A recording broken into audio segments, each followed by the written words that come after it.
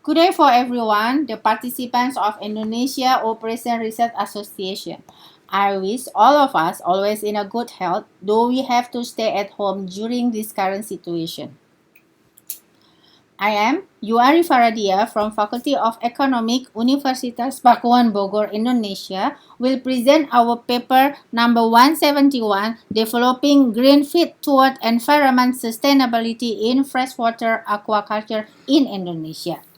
Main data contributor of this paper represented by Professor Mastri Joko Sunano from Institute Freshwater Aquaculture and Fisheries Extension Bogor, whilst the environment sustainability references is contributed from University Tun Hussein on Malaysia by Professor Abdul Talib Bon. Another references related to the aquaculture is also represented by Mas Bayu Syamsunarno from the Department of Aquaculture, Universitas Sultan Ageng Tirtayasa, Serang, Banten. The main idea of this paper is about waste environment of aquaculture activity, because aquaculture activity generate waste to environment from either unfit or fish feces.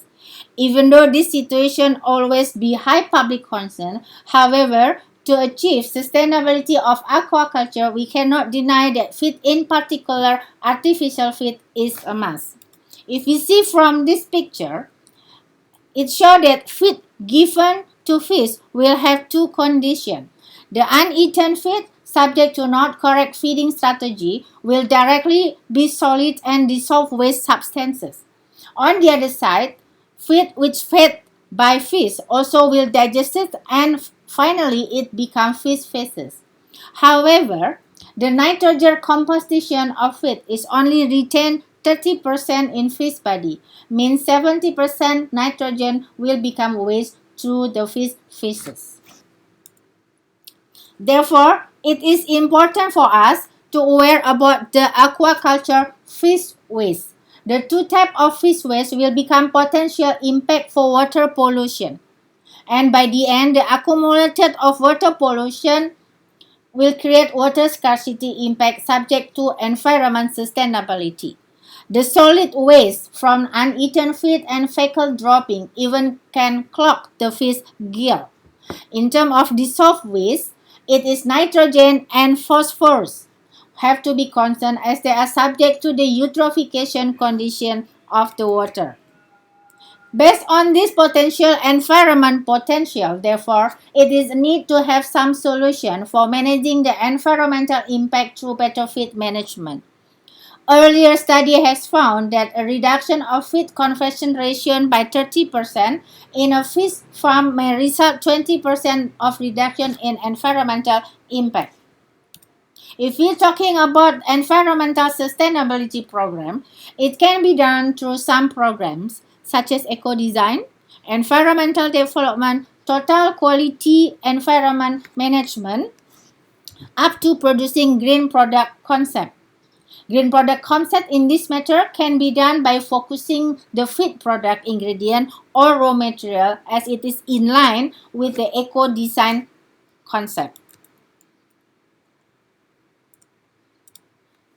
Focus on these green products in freshwater aquaculture means that we could develop feed which may overcome the environmental impact from its waste subject to both ingredient and the production system. So by the end, we feeding the fish, then feed could be entered the water in proper environmental management.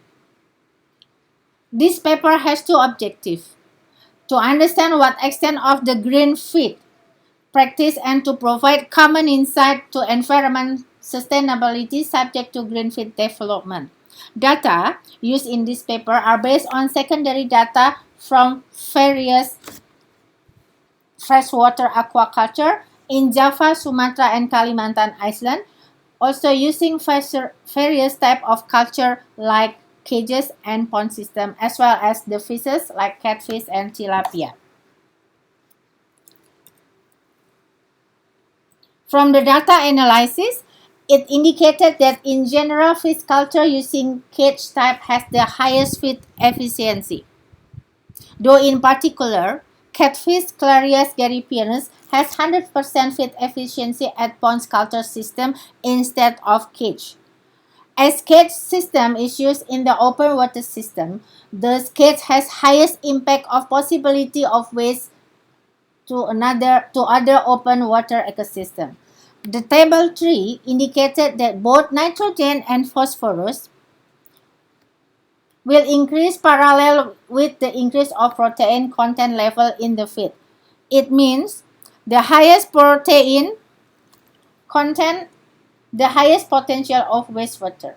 In addition, the table 4, as the result of qualitative interview, also has compiled some water performance as the impact of feeding activity. Environment performance using cage system has the highest possibility of uneaten feed as well as eutrophication level, followed by pet soil ponds and common pond. Based on this situation, hence green feed development is important.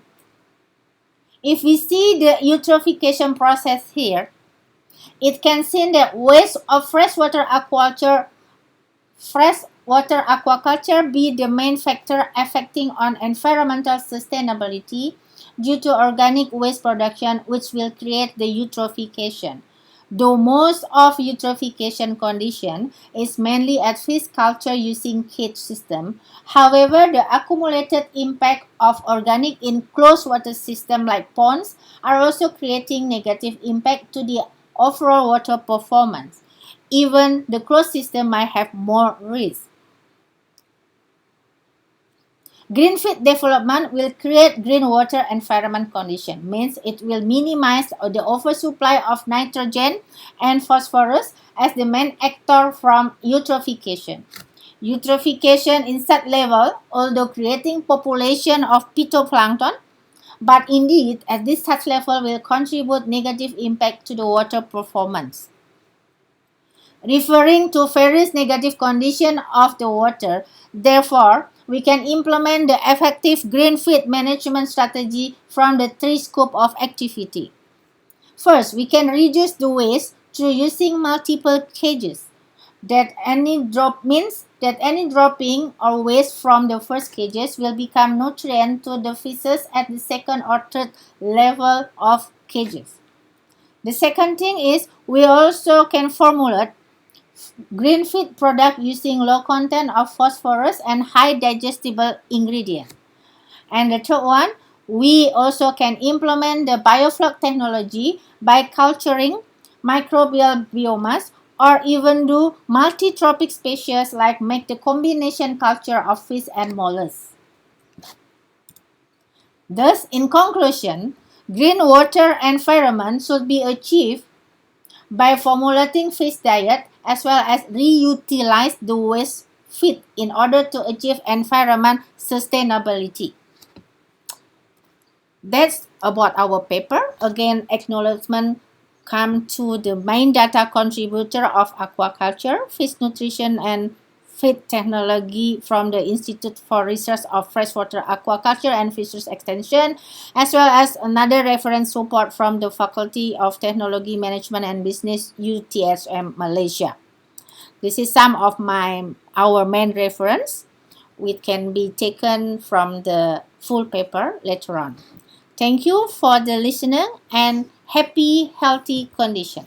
Thank you.